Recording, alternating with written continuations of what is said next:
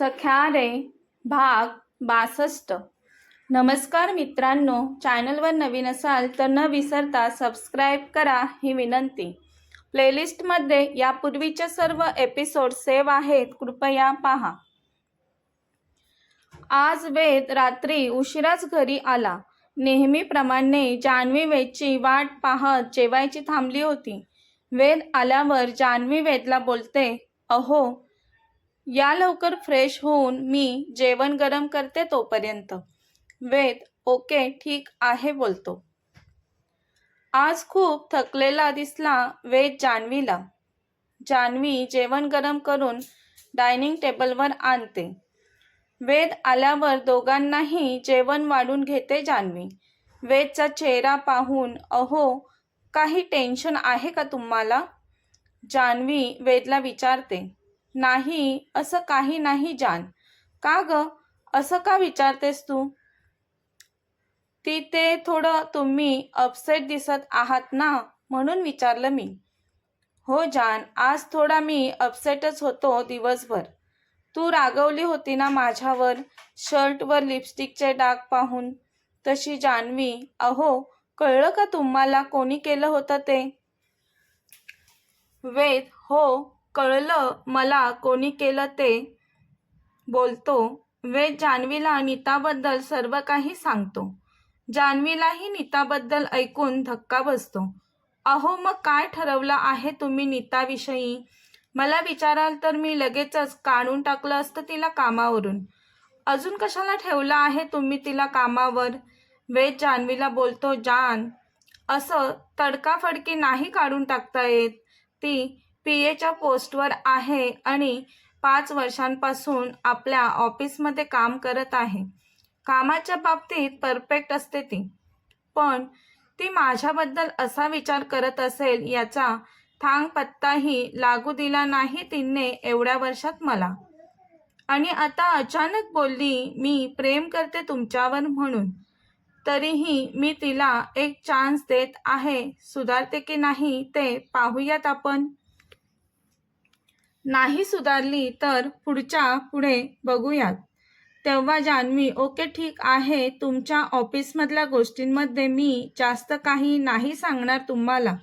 तुम्ही जे काही कराल ते योग्यच कराल याची खात्री आहे मला. बोलता बोलता जेवण उरकतं आणि दोघेही बेडरूममध्ये जातात. रूममध्ये आल्यावर वेद सोफ्यावर रेलून बसला. ती रोज त्याच्या सगळ्या हालचाली बारकाईने टिपत होती. तिला मनातच प्रश्न पडला होता, एखाद्या व्यक्तीचं सगळंच कसं एवढं आकर्षित असू शकतं? चालणं, बोलणं, बसणं, उठणं, बघणं, त्याच्या प्रत्येक गोष्टीची नजर काढावीशी वाटली तिला. तिला तर त्याचं सोफ्यावर रेलून बसणं सुद्धा सेक्सी वाटलं. त्याच नादात कितीतरी वेळापासून त्यालाच बघत होती ती एकटक. तो तिच्याकडे बघतोय त्याचं भान नव्हतं तिला. काय बघते एवढं? तिचं बघणं थांबत नव्हतं म्हणून तोच म्हणाला. तशी ती भानावर येत लाजली आणि नजर इकडे तिकडे फिरवत, काही नाही असंच बघता बघता तुमच्यावर नजर गेली माझी. तो लाडात येऊन, हो का? बघता बघता अशीच नजर आली का तुझी माझ्यावर? आता लाजून लाजून जास्तच गुलाबी झाली होती जान्हवी. ते पाहून वेदला आता त्याच्या जानचे लाड करावेसे वाटले. तो सोफ्यावरून उठून ती आरशासमोर असते तिच्याजवळ येऊन तिला मागून मिठीत घेतो. तिच्या खांद्यावर त्याची हनुवटी ठेवून, खरं सांग जान, काय पाहत होती माझ्याकडे एवढं? पुन्हा लाजतच जान्हवी बोलते, अहो तुम्ही आहातच एवढ्या हँडसम. माझी नजरच हटत नव्हती तुमच्यावरून. कितीही पाहिलं तुम्हाला तरी पाहतच राहावं तुमच्याकडे असंच वाटतं मला नेहमी. हो का? लाडातच वेद जान्हवीच्या कानाजवळ बोलतो. बोलताना त्याचे गरम श्वास तिच्या गालावर आदळत होते. त्यामुळे ती शहारते. पोटात बरीच फुलपाखरं डान्स करू लागतात तिच्या. त्याने त्याचे दोन्ही हात तिच्या पोटाभोवती गुंफलेले म्हणून, अहो सोडा ना मला, ती बोलते. तो, का जान, आत्ताच तर मी तुझ्याजवळ आलोय आणि तू सोडा बोलते. मी सोप्यावर बसलेलो तेव्हा मला इथून एकटक का पाहत होतीस आणि आता जवळ आलोय तर सोडा का बोलत आहेस? अहो मला कसं तरी होतंय, ती बोलते. तिच्या अंगावरचे ताठ झालेले केस पाहून त्याला कळतं तिला काय होत असेल आता ते. तो तिला त्याच्याकडे फिरवतो. क्षणातच तिचे ओठ त्याच्या ओठांमध्ये घेतो. तिला तो किस करू लागतो. दोघेही एकमेकांच्या किसमध्ये विरघळलेल्या असतात. तिचे श्वास जड होतात तशी ती बाजूला होते. जान, उद्यापासून तू ऑफिस जॉईन करणार आहेस, वेद जान्हवीला बोलतो. जान्हवी मोठ्याने, काय? मी नाही येणार ऑफिसमध्ये, ती लगेच बोलते. त्यामुळे त्याचं मन दुखवतं. जान, अशी काय करते? तू येणार आहेस उद्यापासून ऑफिसमध्ये, मला तुझं नाही ऐकायचं नाही. जान्हवी, अहो मला काहीच कळत नाही ऑफिसमधलं, मला नाही जमणार तुमचं ऑफिसचं काम. मग तो तिच्यापासून जाऊन लॅपटॉप हातात घेतो. त्याचं काम करत होता तो. अहो काय झालं? एवढे का रागवला? जान्हवी वेदला विचारते. वेद सोफ्यावर बसलेला असतो. तो काही न बोलता शांत त्याचं काम करत असतो. पण जान्हवीला त्याचं शांत बसणं आवडत नव्हतं. अहो चला ना, बेडवर बसून काम करा ना, ती वेदजवळ येऊन वेदला बोलते. वेद काहीच बोलत नाही म्हणून थोड्या वेळाने ती पुन्हा म्हणाली, अहो का रागवलात? खरंच मला ऑफिस काम नाही जमणार हो. त्यात मी आता कॉलेजही जॉईन केलं आहे. कॉलेजचा अभ्यास. वेद, तू ऑफिस जॉईन करणार आहेस की नाही तेवढंच सांग, तेही उद्यापासूनच. बाकी मला काही ऐकायचं नाही तुझं. जान्हवी सॉरी बोलते, मला नाही जमणार. ती जाऊन बेडवर झोपते आता. तिच्या बोलण्यावर त्याने 2 सेकंद डोळे बंद करून उघडले. तिच्याकडे वैतागलेल्या नजरेने पाहिलं. बराच वेळ जान्हवीला झोप येत नव्हती आणि वेद हट्टाने सोफ्यावरच झोपला. आज पहिल्यांदाच वेद त्याच्या जानवर रागवून सोफ्यावर झोपला. पहिल्यांदाच त्याने तिच्याकडे काहीतरी मागितलं होतं आणि ती त्याला नाही बोलत होती, म्हणून तो रागवला होता. मनातच विचार करत होता, जान, काय प्रॉब्लेम आहे तुला ऑफिसमध्ये यायला? तू जोपर्यंत ऑफिस जॉईन करणार नाहीस तोपर्यंत मी तुझ्याशी बोलणारच नाही जान, असं ठरवलं त्याने मनाशी. दुसऱ्या दिवशी सकाळी जान्हवी उठल्यावर पाहते तर वेद सोफ्यावर झोपलेला असतो. ती मनात, हे रात्रभर सोफ्यावरच झोपलेले, बेडवर का नाही झोपले हे? त्यांना एवढा राग आलाय. मी ऑफिसला नाही येणार म्हटले त्याचा. पण अहो खरंच मी कधी नाही केलं कोणत्याच ऑफिसमध्ये काम. मला काही आलं नाही तर तुम्हालाच हसतील सगळे. कळत कसं नाही तुम्हाला? वेदला जाग येते. तो उठून समोर जान्हवीकडे पाहून तिच्याशी काही न बोलता जिममध्ये निघून जातो. वेदच्या अशा वागण्याने जान्हवी नाराज होते. हे कधीच असं माझ्यासोबत वागत नाहीत. खरंच यांना मी खूप दुखवलंय का? आता हे बोलणारच नाहीत का माझ्याशी? ती मनातच विचार करत असते.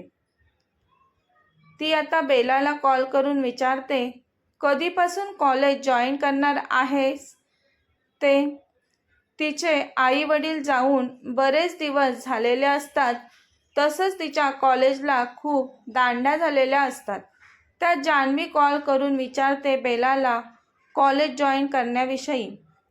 खरं तर घरातून बाहेर पडण्याची, कुठे जाण्याची बेलाची इच्छाच नसते.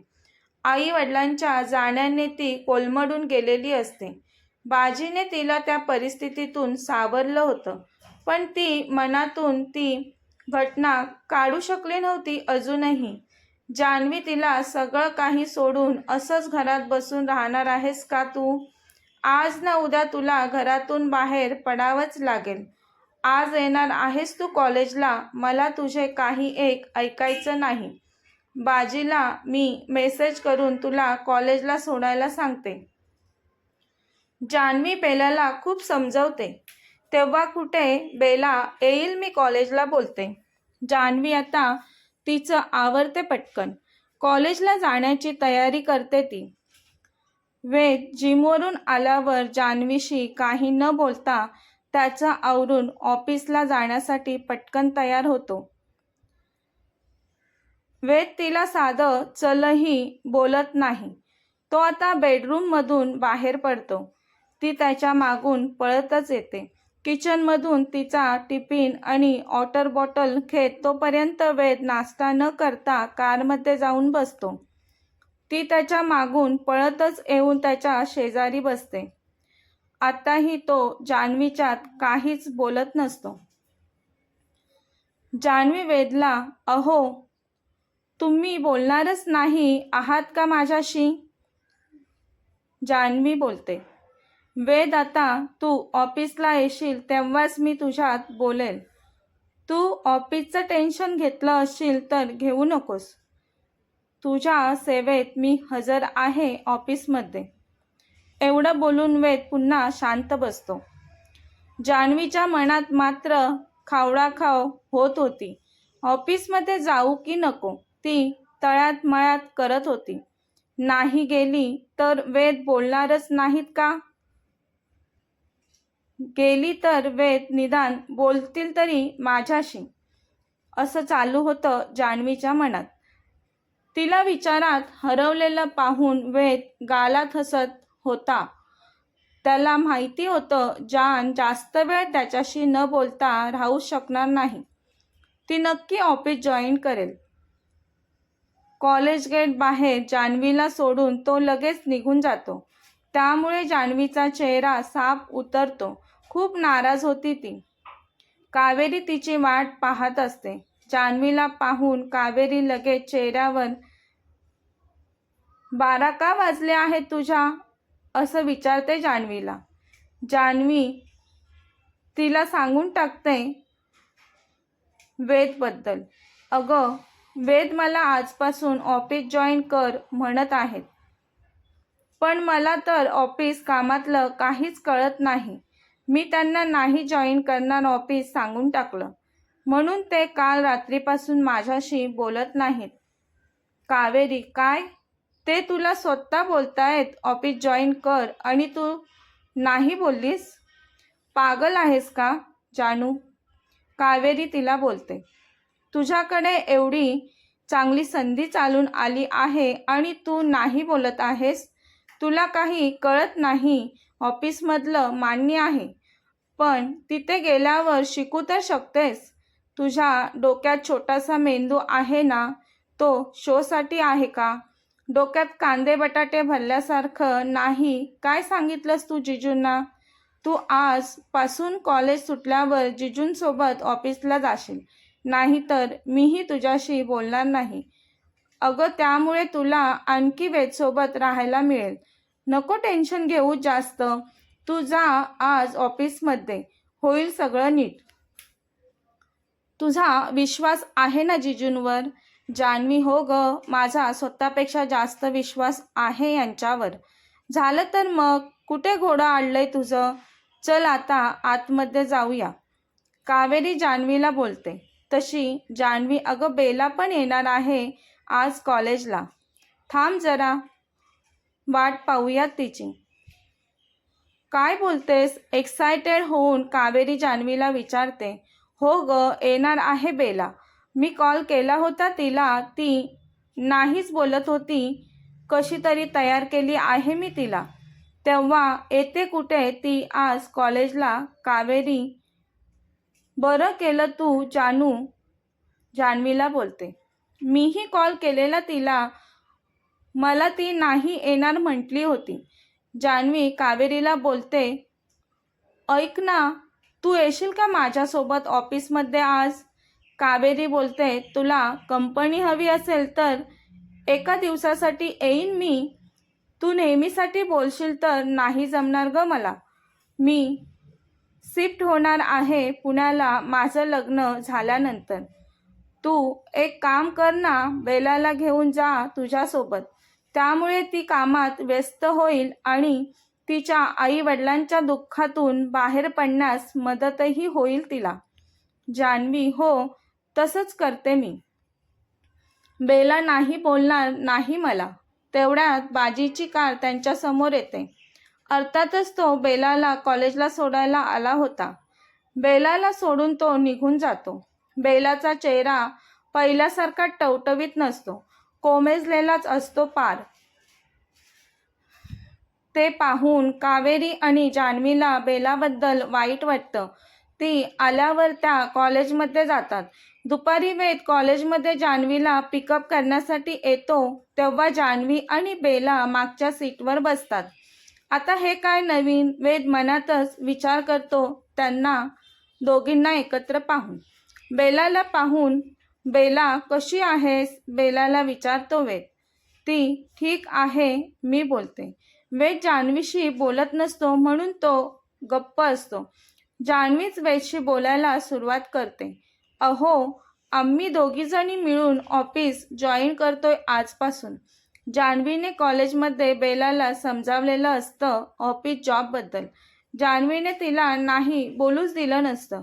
माझ्यासोबत तू यायचंच नाही, बोलायचं नाहीस म्हणून तयारच केलेलं असतं जान्हवीने बेलाला. आणि बाजीलाही मेसेज केलेला असतो आम्ही सोबत ऑफिसला येतोय म्हणून. जान्हवी ऑफिस जॉईन करते हे ऐकून वेद खुश होतो. तो थँक्यू सो मच जान बोलतो. बेला, तुझंही स्वागत आहे ऑफिसमध्ये बोलतो वेद. बेला वेदला थँक्स बोलते. जान्हवी, आम्ही येतोय ऑफिसमध्ये, पण मी तुमची बायको आहे आणि बेला बाजी भाऊंची बायको आहे असं कोणालाच कळू देऊ नका. इतर एम्प्लॉईज बरोबर जसं वागतात तसंच आमच्यासोबत वागायचं तुम्ही. मंजूर असेल तर सांगा, मंजूर नसेल तर आम्हाला घरी सोडा. वेद बोलतो, जान, असं का? आम्हाला सेपरेट वेगळी वागणूक द्याल तुम्ही, आम्हाला काही येत नसताना. आमच्यापेक्षा जे हुशार आहेत त्यांना वेगळी वागणूक द्याल तेच आम्हाला नको हवे आहे. बाकी एम्प्लॉईजसाठी जे नियम आहेत तेच आमच्यासाठी असू द्यात. आम्ही कामाचा एक्सपिरियन्स घेतल्यानंतर ठरवू आमची ओळख कधी करायची सर्वांसमोर ते. त्या अगोदर नको. वेद बोलतो, तुमची जशी इच्छा.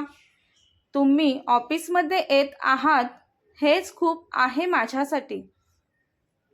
आता वेदची कार त्याच्या ऑफिस बिल्डिंगखाली असते. तो कार पार्क करून पुढे निघून जातो. त्यांना तुम्ही या मागून बोलतो. बेलाने काम केलेलं असतं पण ते असंच कोणत्या तरी किराणा शॉपमध्ये नाहीतर मेडिकलमध्ये. ऑफिसमध्ये नव्हतं केलं तिने कधी. त्यामुळे दोघीही थोड्या भांबावलेल्या असतात. मनातून कोण कसं बोलेल आता त्यांच्यासोबत म्हणून धाकधूक असते मनातून त्यांना. 16व्या मजल्यावर जायचं होतं त्यांना. दोघीही लिफ्टने 16व्या मजल्यावर पोहोचतात. कशासाठी आलोय, कोणत्या पोस्टसाठी आलोय, काय बोलायचं, काय सांगायचं समोरच्याला काहीच माहिती नसतं दोघींनाही. त्यांनी काहीच ठरवलेलं नसतं तसं. वेद तर त्यांना तिथेच सोडून निघूनही गेला पुढे. त्यांचीच तशी इच्छा असते म्हणून. वेद त्याच्या केबिनमध्ये पोहोचल्यावर लगेच बाजीला त्याच्या केबिनमध्ये बोलवून घेतो आणि लॅपटॉपमध्ये बाहेरचं CCTV फुटेज ऑन करतो. वेद आणि बाजी दोघेही लॅपटॉपमध्ये पाहत असतात दोघींना. आतमध्ये एंट्री केलेली त्यांनी कॉन्फिडन्स नावाची गोष्ट त्यांच्या डिक्शनरीत नसेलच असंच वाटत होतं त्यांचे चेहरे पाहून. त्यांना तसं पाहून बाजी आणि वेद एकमेकांकडे पाहून हलकी स्माईल देतात. रिसेप्शनिस्टचं लक्ष त्या दोघींकडे जातं. त्यांना पाहून ती त्यांच्याशी आदबीनेच बोलते. कोण तुम्ही? काय काम होतं तुमच्या ऑफिसमध्ये? त्या आम्हाला जॉब हवाय म्हणून आलोय आम्ही, जान्हवी बोलते. तेवढ्यात तिथे नीता येते. ती रिसेप्शनिस्टला विचारते, कोण ह्या? ती माहीत नाही, आत्ताच आलेत त्या. मॅडम या इथे जॉब मिळेल का म्हणून विचारत आहेत. नीता एक नजर त्यांच्यावर टाकते आणि मोठ्यानेच बोलते, यांना काय धर्मशाळा वाटली का? उठ की सूट चाललेत कुठेही जॉब मागायला. नीता रिसेप्शनिस्टला जान्हवीकडे पाहतच बोलते, त्यांना इथे जॉब वॅकन्सी नाही म्हणून सांग, जाऊ देत त्यांना. खरं तर नीता जान्हवीला पाहून जलस फील करत होती. जान्हवी खूप सुंदर दिसत होती म्हणून. नीता मनातच, ही तर खूप सुंदर आहे, माझ्याहीपेक्षा खूपच. तिला तर ऑफिसमध्ये थांबूनच घ्यायला नको. मला माझ्या वरचढ इथे कोणी नकोय. वेद बाहेर काय चाललंय ते CCTV फुटेजमध्ये पाहतच असतो. त्याच्या लक्षात येतं नीता त्यांना माघारी पाठवून देईल. म्हणून वेद रिसेप्शनवर कॉल करून त्यांना थांबून त्यांची इंटरव्ह्यू बाजी सरांना घ्यायला सांगा बोलतो. ती रिसेप्शनिस्ट ओके सर बोलते. मनातच सरांचं किती बारीक लक्ष आहे ऑफिसमध्ये बोलते ती. रिसेप्शनिस्ट नीताला सांगते, या दोघींना बाजी सरांच्या केबिनमध्ये काही वेळांनी इंटरव्ह्यूसाठी पाठवायला सांगितलं आहे वेद सरांनी. ते ऐकून नीता थोडं मोठ्यानेच, काय सर वेडे झालेत का बोलते. त्यांच्याकडे पाहून वेद सरांनी यांना इंटरव्ह्यूसाठी थांबायला सांगितलंय, अवघड आहे. त्या दोघीही सिंपल पंजाबी ड्रेसमध्ये आलेल्या असतात. नीता बोलते, यांची तोंड पाहून तुला वाटतं यांना काही येत असेल? ते ऐकून बेला जान्हवीला राग येतो, पण त्या शांत बसतात. नीता बडबडतच तिथून निघून जाते. कथेचा पुढील भाग पाहण्यासाठी चॅनलला सबस्क्राईब करा. कथा आवडल्यास लाईक, शेअर आणि कमेंट करायला विसरू नका. धन्यवाद.